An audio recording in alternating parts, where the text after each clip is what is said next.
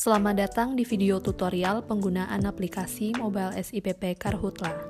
Aplikasi ini digunakan untuk mencatat data patroli, pelaporan digital, pengelolaan data pengguna, dan pengganti catatan manual. Aplikasi ini ditujukan bagi tim patroli, MPA, pendamping, pemangku kawasan, dan pihak terkait lainnya. Untuk dapat menggunakan aplikasi ini, download aplikasi Patroli Karhutla di Play Store. Setelah selesai terinstall, kita buka aplikasinya. Untuk masuk ke aplikasinya, diperlukan akun yang dibuat oleh admin. Periksa kembali profil kita, apakah anggota tim sudah sesuai dengan surat tugas yang telah dibuat. Jika sudah sesuai, kembali ke menu patroli. Untuk mengisi data patroli, klik tanda pulpen di pojok kanan bawah. Terdapat 3 jenis data yang harus diisi, yaitu data umum, data darat, dan data observasi. Data pertama yang diisi ketika akan melaksanakan patroli adalah data umum. Isi data secara berurutan agar tidak ada data yang terlewat. Pilih kategori patroli sesuai kegiatan patroli yang dilakukan, kemudian klik OK. Isi data aktivitas harian. Pilih aktivitas harian sesuai apa yang kita lakukan. Misalkan ada apel pagi dan briefing. Kemudian klik OK. Untuk data anggota patroli ini akan terisi secara otomatis sesuai dengan tim patroli di daerah masing-masing sesuai dengan surat tugas. Lanjut ke data inventory patroli. Data ini berisi peralatan yang kita bawa saat patroli, misalkan alat komunikasi, alat tulis, dan GPS. Lalu klik OK.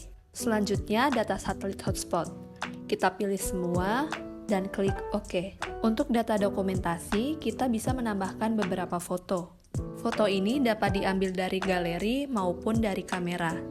Untuk input dari galeri, pilih Load from Library, kemudian klik OK. Foto di data umum bisa menggunakan foto saat apel pagi maupun briefing. Lalu klik Selesai. Kemudian kita bisa melanjutkan untuk mengisi data darat. Data darat ini diinput saat kita pertama kali datang ke lapangan atau ke desa sasaran patroli. Mengisi data darat dapat dimulai dengan klik tambah data patroli. Untuk data lokasi ini, kita dapat mengisi secara otomatis maupun manual. Isi otomatis dapat dilakukan ketika berada di lokasi patroli dan tersambung dengan sinyal. Berikut merupakan contoh ketika mengisi data secara manual. Input data sesuai keterangan foto yang menunjukkan titik koordinat lokasi. Pastikan untuk selalu foto geotagging di setiap kegiatan yang dilakukan. Untuk data cuaca juga dapat dilakukan dengan mengisi otomatis maupun manual. Meskipun data sudah terisi secara otomatis, kita dapat mengubahnya sesuai dengan kondisi di lapangan. Kita lanjut ke pengisian data patroli lainnya, kondisi lapangan. Data ini diisi sesuai kondisi di lapangan saat itu. Apakah ada karhutla, bekas karhutla, rawan karhutla, atau tidak ada karhutla. Misalkan di lapangan itu ada bekas karhutla, maka dipilih bekas karhutla, lalu klik OK. Kita lanjut ke potensi karhutla. Ada rendah, sedang, tinggi, dan ekstrim.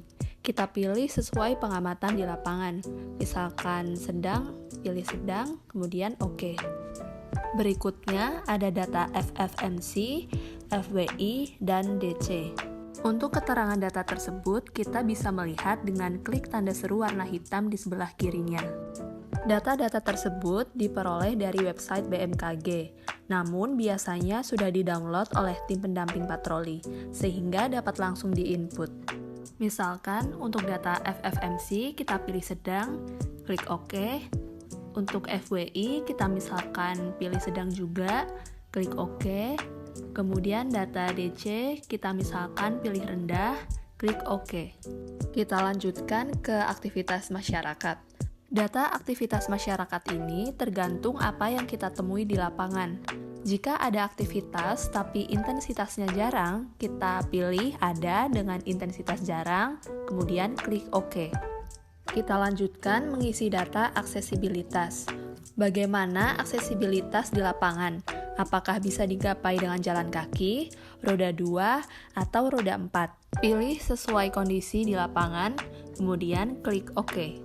Sebelum berpindah ke lokasi lain, pastikan semua data ini telah terisi dan kita akan menyimpan datanya terlebih dahulu dengan klik simpan di pojok kanan atas. Jika telah tersimpan, akan muncul laporan 1 seperti ini.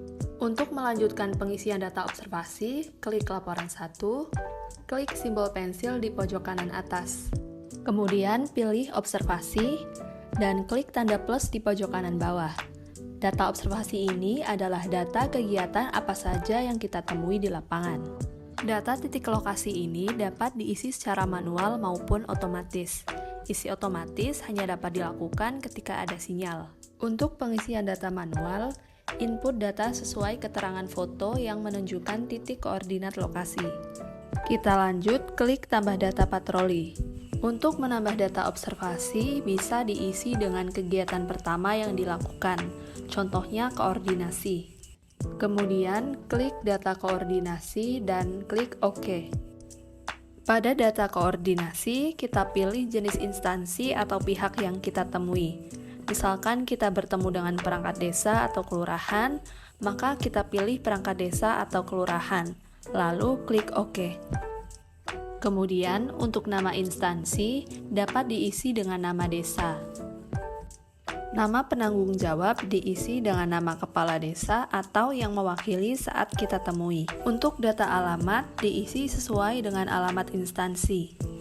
Data hasil koordinasi diisi dengan kegiatan apa yang telah dilakukan, misalkan koordinasi patroli pencegahan karhut. Kemudian, tambah foto dari galeri. Klik tambah foto, load from library, dan klik OK. Setelah menambah foto, kita sudah melengkapi data observasi 1. Data observasi 1 ini bisa langsung kita simpan, karena setelah ini kita akan langsung bergerak ke lapangan. Klik simbol simpan di pojok kanan atas. Untuk melanjutkan kembali pengisian data observasi, klik laporan 1. Kemudian klik simbol pensil di kanan atas dan pilih observasi. Karena kita berpindah tempat dari pengambilan data observasi 1, maka kita perlu mengambil data observasi 2. Klik simbol plus di pojok kanan bawah. Langkah pengisian data titik lokasi sama seperti sebelumnya, bisa otomatis ataupun manual. Kita lanjut, klik tambah data patroli, klik hasil uji, lalu klik OK. Klik nama pengujian dan pilih sesuai yang dilakukan di lapangan. Pada umumnya, pengujian ini dilakukan dengan uji remas rasa, karena lebih mudah, cepat, dan aman. Untuk nilai pengujian dapat dilihat dari hasil remasan. Semakin kecil hasil remasan, nilai pengujiannya semakin tinggi. Untuk hasil pengujian, dipilih sesuai kondisi di lapangan. Untuk pengujian gambut, hanya dilakukan pada tanah gambut. Kemudian, tambah foto hasil uji remas rasah yang dilakukan. Pada data observasi 2 ini, kita akan menambahkan data lain, misalkan data vegetasi. Maka, kita perlu klik tambah data patroli dan pilih kondisi vegetasi. Untuk data vegetasi ini, dipilih vegetasi sesuai yang ada di lapangan. Sedangkan data kondisi vegetasi dapat dilihat dari kadar air vegetasi di lapangan. Kemudian, isi luas lahan dan tambah foto. Kita simpan data observasi 2 ini dan berpindah ke tempat lain untuk mengambil data observasi 3. Klik tanda simpan di pojok kanan atas. Untuk melanjutkan pengisian data, klik laporan 1. Kemudian klik simbol pensil di pojok kanan atas dan pilih observasi. Untuk menambah data observasi 3, klik simbol plus di pojok kanan bawah. Setiap data observasi baru yang berpindah tempat, kita harus mengisi data titik lokasi. Langkah pengisiannya sama seperti sebelumnya, bisa diisi dengan otomatis ataupun manual. Kita lanjut, klik tambah data patroli, dan pilih data sosialisasi. Nama penanggung jawab diisi dengan nama warga yang kita temui saat sosialisasi. Data alamat diisi juga ya. Untuk data aktivitas penanggung jawab diisi sesuai dengan aktivitas yang sedang dilakukan warga tersebut. Isi data aktivitas masyarakat sesuai dengan aktivitas masyarakat di sekitar lokasi patroli. Untuk pekerjaan, misalnya pekebun, pilih pekebun. Kemudian, data potensi desa diisi sesuai potensi yang ada di desa tersebut. Untuk media sosialisasi, silahkan pilih sesuai yang digunakan saat di lokasi. Kemudian, tambah foto dari galeri. Selanjutnya, kita akan menambah data observasi lain, misalkan kondisi tanah, maka klik tambah data patroli dan pilih kondisi tanah. Untuk jenis tanah, kita pilih mineral.